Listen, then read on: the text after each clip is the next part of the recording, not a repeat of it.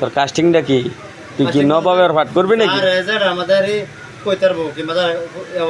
তুই শরীর বাপতা হিস কালি উল্টা হল্টা তাক লইব বাউরে তাক অভিনয় করো নাটক নামো নতুন নতুন রেডি হ্যাঁ আমি না এই ঝুকারের অভিনয়টা করবাম না বিলিয়ন কইয়াম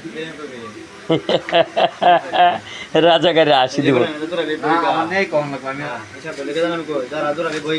হ্যাঁ নিজেরা ফুলানে করে মনে হয় যেরমি কইতারে নিজের টিয়াতে করবো সমস্যা কি